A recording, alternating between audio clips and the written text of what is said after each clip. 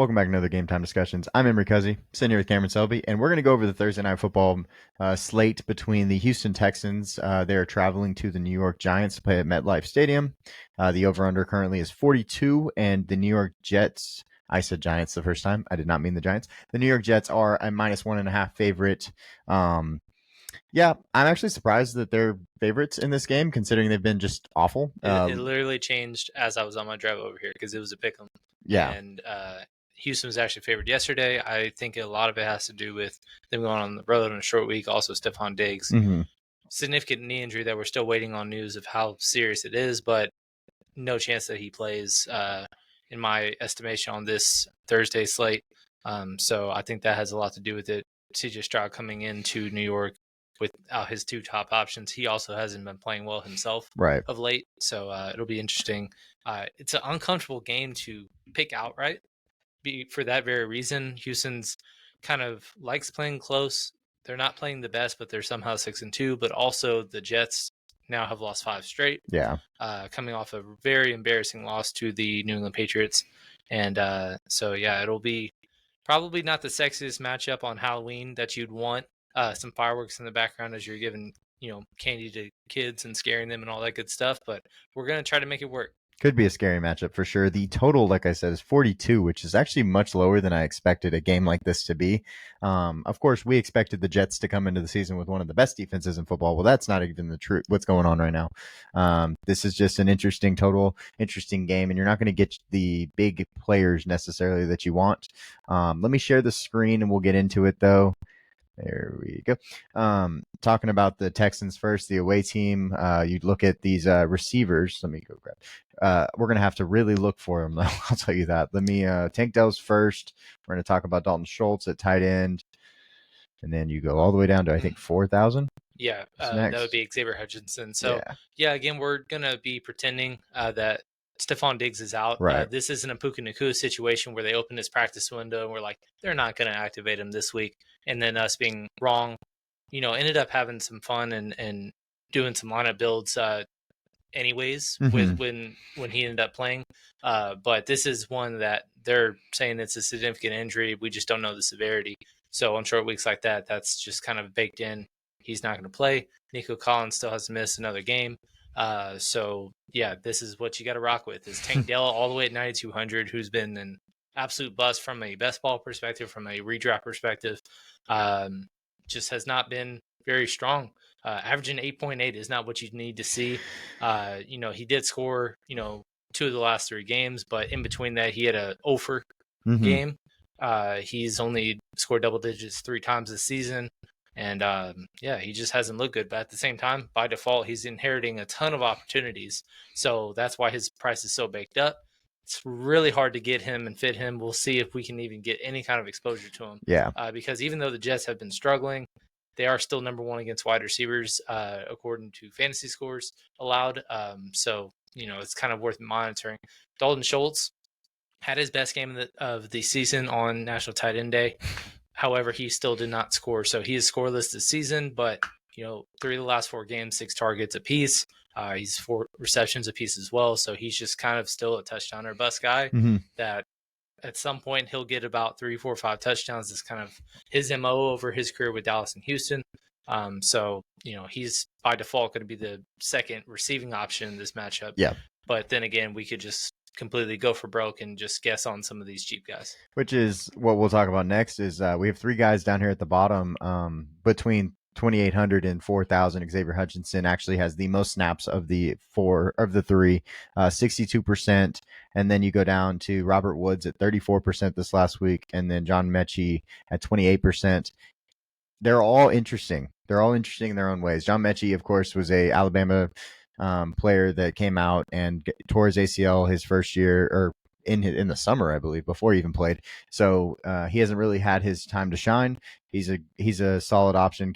One of Cam's guys that he really likes. And so I think it's kind of dart throws, whichever Yeah, one you it think. it truly is. I mean, I'm looking at the box score last week, and it kind of reflects where Xavier Hutchinson really has had nothing all season.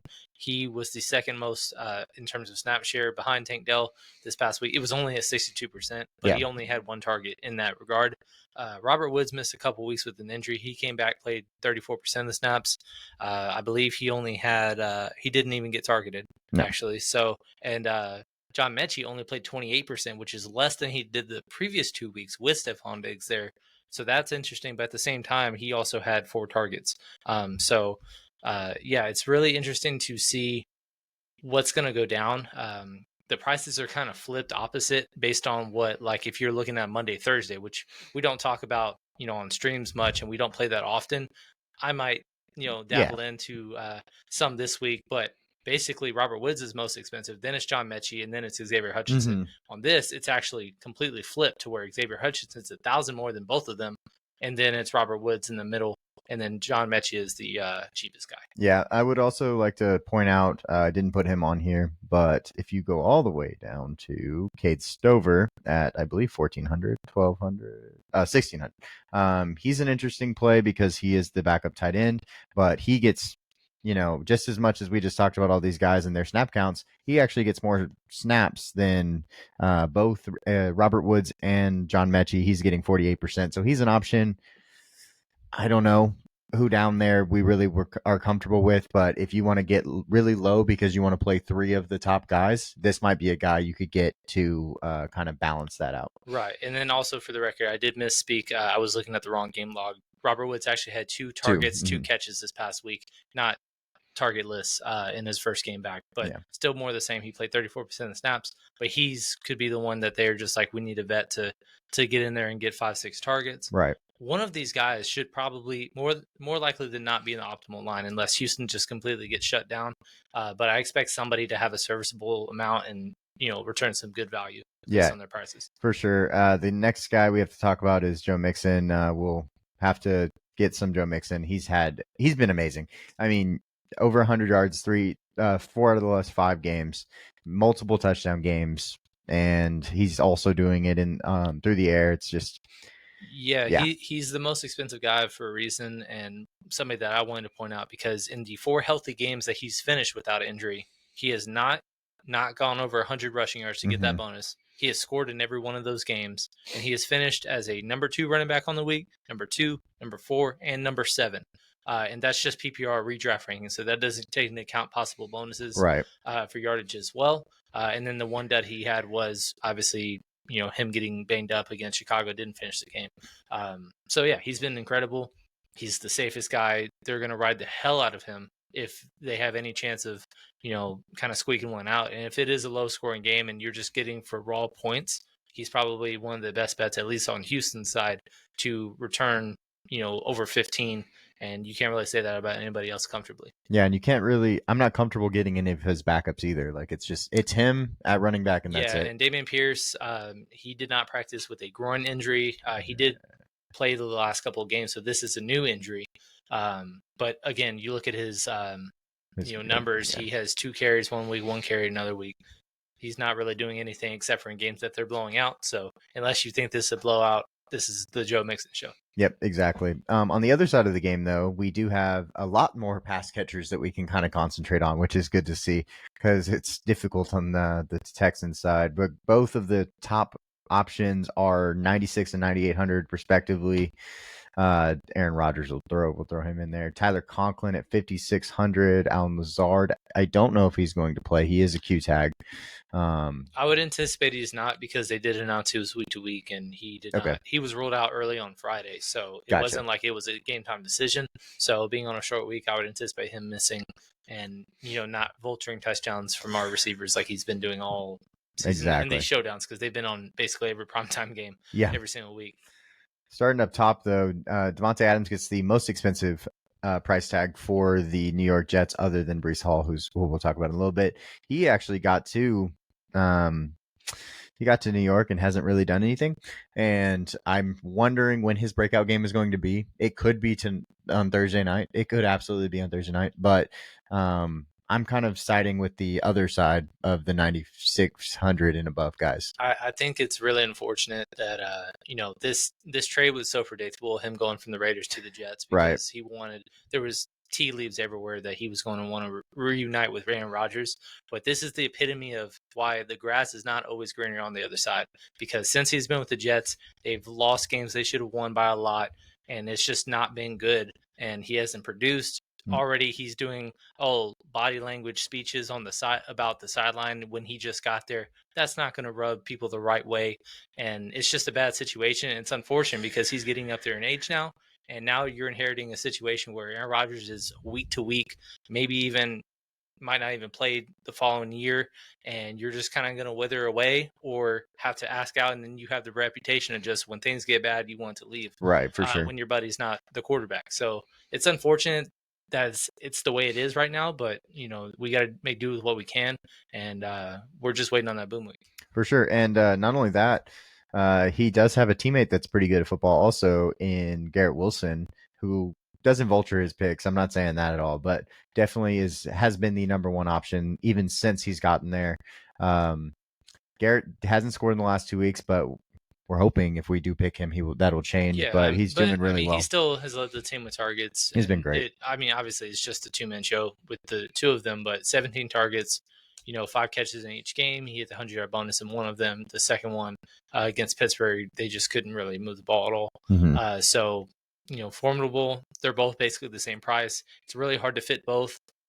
Picking one or the other, I don't really have a confident lean on one. I might side with Garrett just because, but that doesn't mean that I'd be shocked if Devontae has his breakout game this week. Exactly. Tyler Conklin, Alan Lazard, like we said, might play, might not. If hopefully he doesn't vulture our picks, like you said, and he is, I think you said week to week, but let's check and see what it says. Yeah, there's no update since perfect since this afternoon, and obviously walkthroughs on Mondays for Thursday night games, so no updates. We're probably not going to get one until middle of the week, but if there is, obviously our line is going to change accordingly.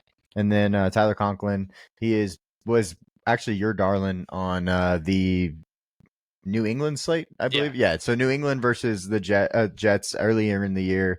Cam had some Tyler Conklin, and as you can tell, 14.3 was plenty at 2,800 to make Cam a lot of money, which was awesome to see for us.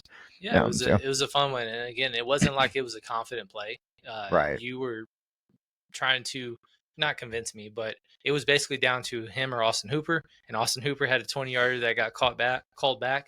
Tyler Conklin, didn't have a touchdown target go his way, but then, found a way to somehow get a career high 93 yards. But when his price is doubled, I don't want any part of it. I know he scored a touchdown 2 weeks in a row. He prospered from National Tight End Day yesterday as well, but it's still 4 targets a game. It's just not pretty.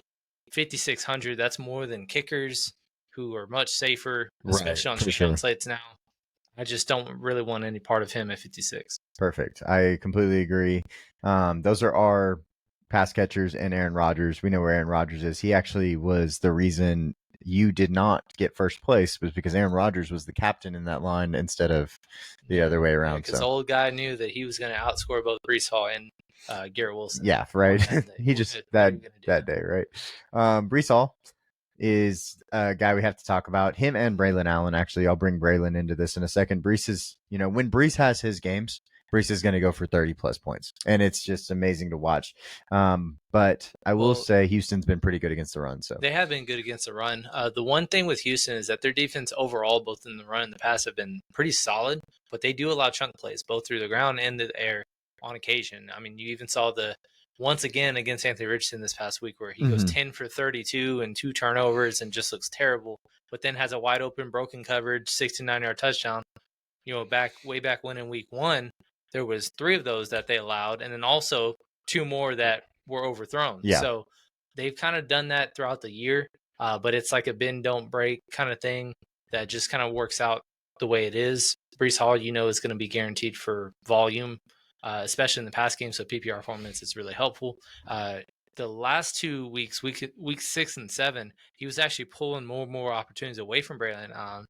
It was like a 60-40 split. Then it went down to like a 90-10. But then this past week, in terms of snap shares, at least they kind of got back into, more of a middling workload between the two, where it's kind of 2/3 split. But yeah, 10-4.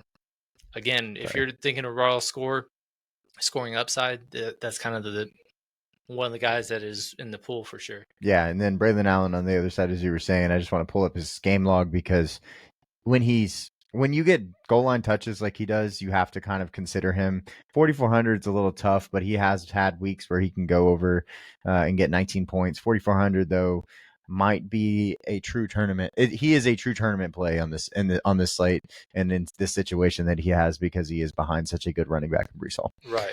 And then let's talk about some game theory and how we see this game going. I'll let you go first. And I mean, I just hate picking this game from a money line perspective or just an outright who's going to win because I don't really know.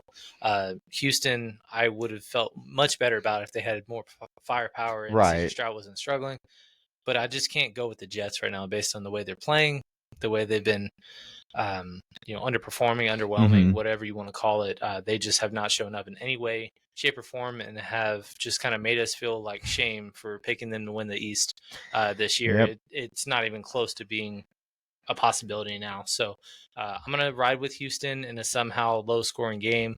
They're just going to find a way to win, grind it out, and it'll just be an ugly game from a fantasy perspective. But if you're a Houston fan, that's a happy thing. For sure. Before they have this is the first of 3 straight primetime games for them. The next 2 will be a lot more offensive friendly, so it'll be a little bit more fun for the eyes. Yeah, I'm also on Houston. You had 20-17. I had 24-20. So we're just flirting with that 42 over under. The Jets have just been so bad recently. I just think this is a close game, both with Nico Collins and Stephon Diggs being out, expected to miss at least. I think figuring out whichever wide receiver, cheap tight end will score the touchdown is going to be really key here. And I think that, playing in the mid-range with this slate is going to be a way to be different. If you have, like we were talking about a little bit, but like if you have to go up and get 3 of the top price guys, you're going to be just like everybody else, I think. If you go in between the like 7,000 to 55,000, I guess, where those kickers and those defenses are. Actually, the Jets defense is really cheap. Yeah, it is. You could get really good, I think, in you there. rarely see a home favorite be 3,400 defensively Crazy. in a non-shootout game. Yeah. A total of 42 is pretty low, and them being 3,400, they have underwhelmed. They are not the best defense in football like we thought they would be. But at the same time, 34 is kind of, it's rare that they're 2,000 cheaper than kickers. So they're definitely in the pool if you just think it's a low scoring game, even if you're not picking them to win. But if you're thinking both teams can stay under the 20-point threshold, that's kind of how I really think about defenses. Then they're definitely an option. Oh, yeah, and for especially sure. you need to find value somewhere to get all those expensive guys, especially like I said, I'm building lines for raw outpoint. Yeah, on this slate for sure. I'm trying to be Agreed. safe. That's kind of how I want to build. This is my least confident slate since the Jets and the Patriots. But ironically enough, that was the last one that we took down. Yeah. So just because you have an uncomfortable or not confident slate, never think, oh, I just don't want to play, because you just never know when those kinds of things work out. All you need is to nail 6 guys. Yeah. If you nail in the right order, that's what's going to help you take down money. For sure. All of these kickers and defenses that are on the board are all viable. Every week, kickers have been viable. So if you have a lean, and also sometimes it's the kicker on the other team that's viable than the one that's actually, the team that wins doesn't necessarily have the kicker that's viable.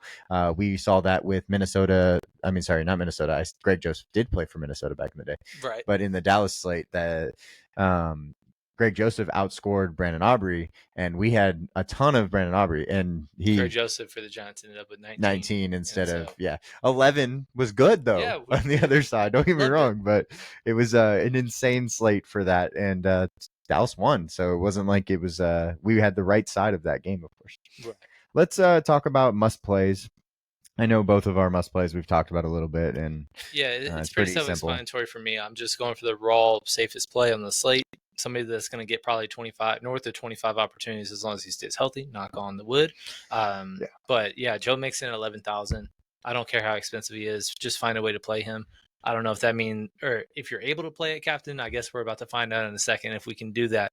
But yeah, I'm just going to go with the guys that can be, some of the top scoring guys on the slate. I don't feel any better about anybody else than him. Yeah, for sure. And then I think you have to have a New York Jet wide receiver. Joe Mixon would have also been mine. That he's by far the safest guy on the slate, like Cam said. But Garrett Wilson, I'm gonna take Garrett Wilson over Devontae Adams. That means I will be fading actually Devontae Adams, which is very scary.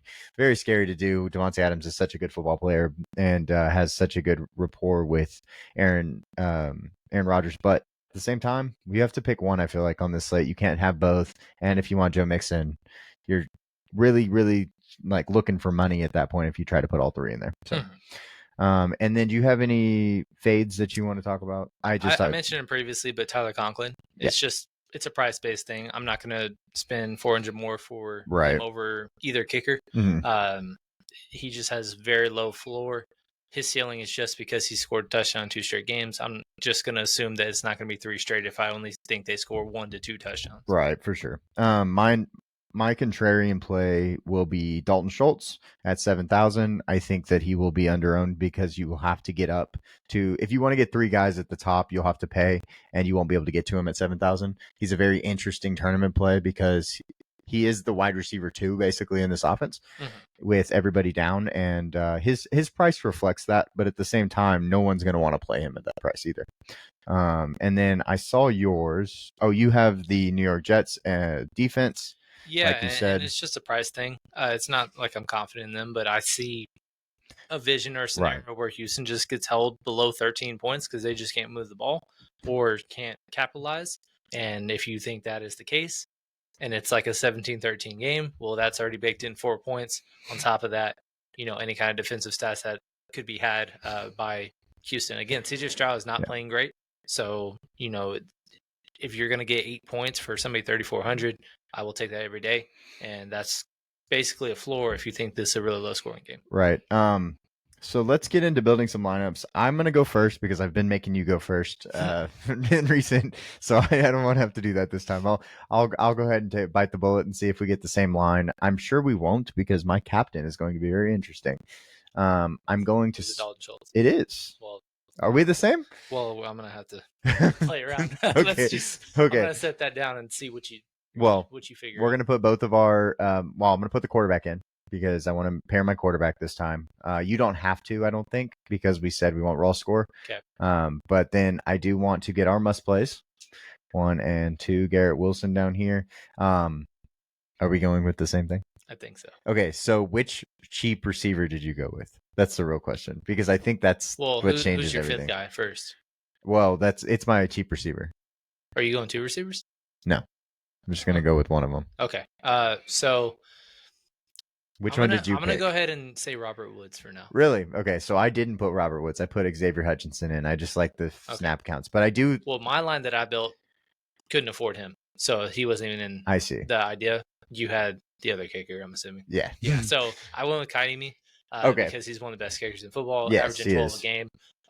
And that left me 700, but it's always good to have some extra money remainder that's less deep line. And then I had 700 remainder for Robert Woods or 900 for... But either way, that was one of my my first looks. But I think that this is very tournamenty because I don't think anybody's going to want to play Greg Zuerlein. No one wants to play him, and I think that that's actually interesting to me. 5 points a game. Well, he also missed. Well, I mean, let's go look because I remember he missed like 2 kicks in the last game or something. Okay, so he's missed two. To be fair, that Buffalo one was very windy. Right. But yeah, I mean, multiple game for the last 5, he's missed at least 1 kick. But he's kicking, and that's all that matters. It's all that matters. Right. I don't expect the Jets to score as many points, like getting in the end zone, and so I think if they can get in within the 30-yard line, I think he's a good option as well. Well, based on our score, whoever we had scoring 20, it was the kicker that we went with. So that's what you kind of do, like pick a score. Whoever's kicking twice, right? That's essentially what you want to go with. So, because if I'm picking Texans to win 17-13, I'm not picking Kaimi Fairbairn because he's only going to have 1 field goal and 2 extra points. So But yeah, let's do one of our, let's make it uncomfortable and see if we can do Joe Mixon cap. Now that we made the same line. Basically, yeah. Okay. Which is, I guess, good on an uncomfortable slate that we're kind of on the same page. All right, so we'll throw him in there. Do you want to get Breece Hall in, or it's going to be very hard in this line, obviously. If you get Breece Hall, you're going to have to fade both Jets receivers. And are you willing to do that? Well, I think you have to pick one of the three for sure. Well, yes, but so none of them. No. I was going to say, there's no way. Saying, do I want to fade both Jets receivers over to get Breece Hall? That's something that I'm battling right Let's now. try it, because then we can go down if we have to. Okay, well then Breece Hall. Luckily, those Houston receivers make it okay to go up and down right there in that mid range. Okay. Is it even possible to do a double quarterback fade? Raw point wise? Yeah. Yes. Okay. Because of the fact that there are so many superstars on this, and more value is showed up because of Stephon Diggs being out, I think. Okay. Do you agree or no? No, I mean, I don't disagree with that. Because I was kind of wanting to put one of the quarterbacks in on this build just to see. And obviously, if we're doing the value, it makes more sense to have Stroud, because there's really nobody that we're going to be stacking if we can't get to Garrett Wilson right. or Devontae. We can stack some of these cheaper Houston players. So if we went hypothetically two of them. Okay. Which ones? I like Robert Woods. Well, let's just pick both of the ones that we picked. Okay. Robert Woods, Xavier, 6100 is probably a little gross. What do you have? Alan Lazard, Tyler Conklin. If you wanted to switch that from Xavier and go down to Mechie, that's enough for Dalton Schultz. Yeah, that would be much better. That would just be a lot of Houston, but it's correlated. It is. Well. One thing I will say is funny enough, I want kickers on this slate, because of the fact that I think it's such a low scoring game, and unless I think it's just 21-14. It would be so annoying. I don't think that'll happen. I think we'll have to kick, right? You never know. Well, I think kickers are very viable here for sure. I agree with you.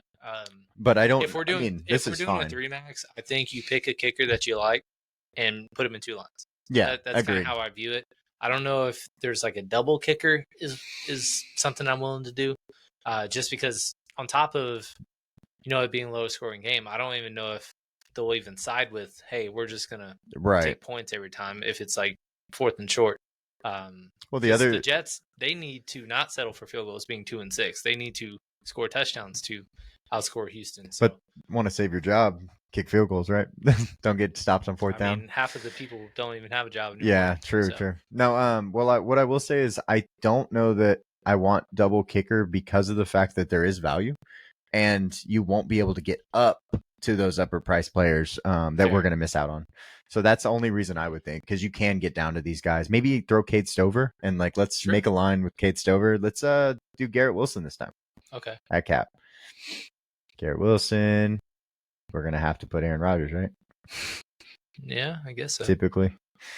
Well, last night, just as an example, the Cowboys and 49ers game, CD has 2 garbage time touchdowns and ends up with 42 fantasy points. But you don't need Dak. You didn't need Dak because, he obviously was playing horribly before that.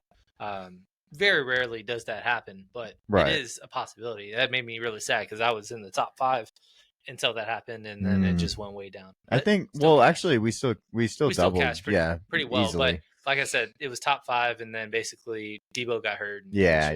Whole thing. But yeah, so let's go throw Cade Stover in at 1,400 and see what that opens. 1,600. I keep saying 14. 7,000. So you could go up and then get a cheap receiver. It would be a no QB build though. Well, or not. I mean, a no kicker build. I don't know. Right. Well, you could. I guess we could just throw a kicker in and see what the price left over. It would be about 92. 92. Yeah. So, who is that? Tank Dell. It's an option, but you don't have his quarterback.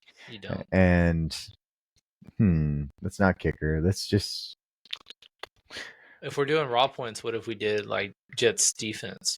34. 34, and that's enough for 10-4, which is Breece Hall. Yeah.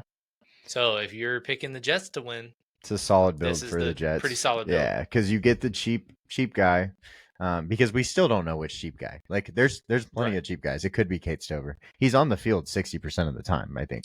Let me check. Right now, Jeremy Ruckert at $1,000 is the highest value according to RotoWire.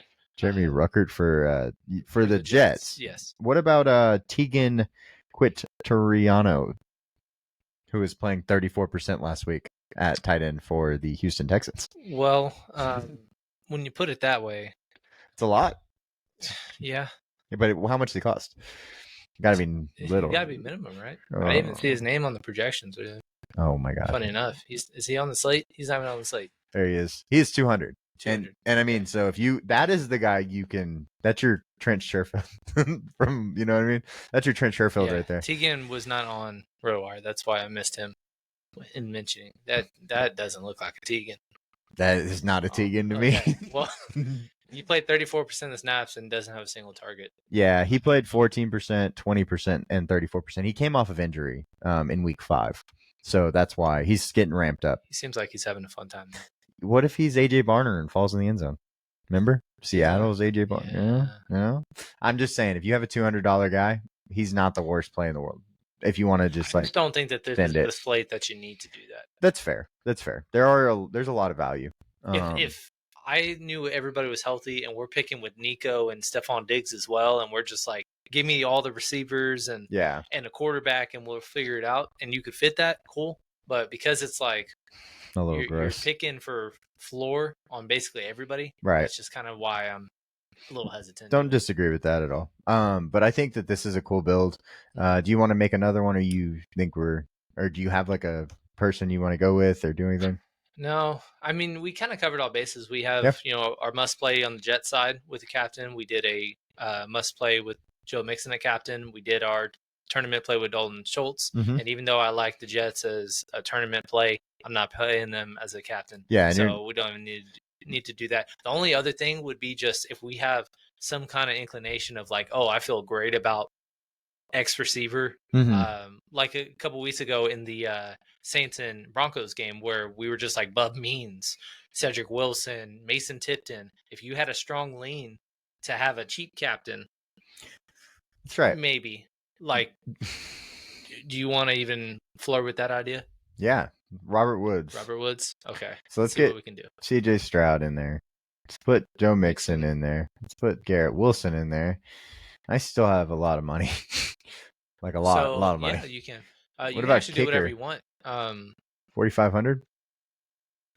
Braylon, Xavier, Hutchinson, or you can go down from Brees and go to Devontae. Yeah, I was gonna say get up to a kicker. Get to Zerline, which is your preferred kicker.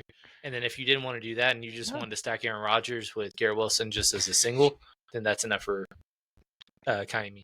Yeah. There's a lot of, you can do a lot of stuff on the slate. That's what's cool about it. I agree that it's going to be, I'm probably siding with one of our studs at the top. But if you wanted to pay down, we tried to do that if yesterday. There's a little bit more clarity that happens in the coming days. Obviously, we're recording this a day earlier than we typically do. And on top of that, the prices literally came out 5 minutes before I arrived here. Yeah. So we had to build it and just kind of go on the fly a little bit. But then also there's injuries that we're monitoring as well. So there's nothing really concrete. Right. But we're just trying to, ad lib and do what we can with this slate because it's an interesting one, so to speak. It should be hopefully a fun one on a holiday. Unfortunately, because of the injuries, there's not really many props to even look from. No. There's only a Tank Dell receiving yards, Joe Mixon rushing yards, and a CJ Stroud passing yard for Houston. That is completely it. Because of the Stephon Diggs injury. And on the Jet side, it's like, okay, we can say Garrett Wilson 62, but I don't think that would be my favorite if once everything's out on Tuesday, Wednesday, I can actually give you. So what we're going to say with this week, our props of the week, we're going to be posting on our Discord in a separate message, and then we'll play a line or two with them just because last week you fell just short on your Aaron Jones rushing yards, but then also with mine, it completely flipped because we didn't expect Puka to play. And so mine was Tutu Atwell. And as soon as we heard that he was playing, I aborted that one, said Matthew Stafford fantasy score. That one goes with 4 touchdowns. Yeah. So it's safe to say that he hit on that. So we've been have a pretty good track record for our top props of the week. But Hopefully just we can go 2-0 again, but we just kind of have to do some wait and see. I don't want to force any kind of, yeah. plain Jane ones down your throat. Yeah, well, I would say the only one that makes any sense right now, if you just look, is maybe going over on Joe Mixon at 78.5 because he has gone 100 yards in every healthy game. But I'm not going to say that that's my pick without knowing if Stephon Diggs is playing But or then also, things like I that. see this in a possibility where they're just like, I know only Joe Mixon can beat us, so he's going to have an Load the inefficient box and 25 carry, 70-yard, but a touchdown and 5 receptions. right. And he's going to hit on a fantasy perspective, but from a rushing yard. And we don't have fantasy score out yet. So it's Exactly. like, yeah, it just doesn't make sense. So we are going to hold off and wait until we get an opportunity to see the rest It's of more of the a stay picks. tuned. It's not a cop out, I promise you. There's nothing to work with. Yeah. But we appreciate y'all hanging out with us. Let me stop. There we go. We appreciate y'all hanging out with us. We will be putting out our main core. Again, we did really well on Maine. Maine has been eluding us. We've been killing it on showdowns. We've been killing it on early only afternoon. But Maine has been kicking our butts.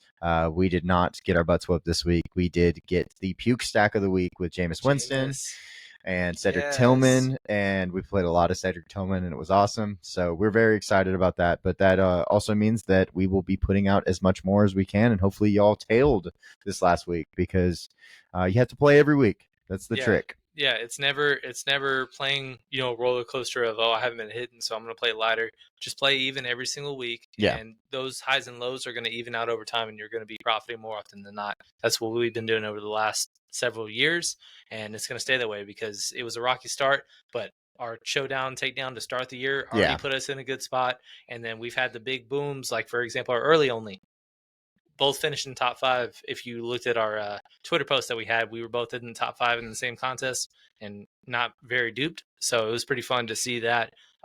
Those are kind of the ebbs and flows of this thing. So, but until then, we appreciate you guys tuning in. Please stay out tuned for our main first look breakdown. For sure. And then Sunday Live, we're going to be doing it every single day starting at 9 o'clock. Or every single day, every single week starting at 9 o'clock. We want y'all to tune in because early only, afternoon only, you never know which one is going to hit. But we're going to cover every single thing because nobody else does. So why not us be the first ones to do it and then also do well doing it? Absolutely. We appreciate y'all hanging out with us. Like, comment, subscribe, and we will see y'all next time.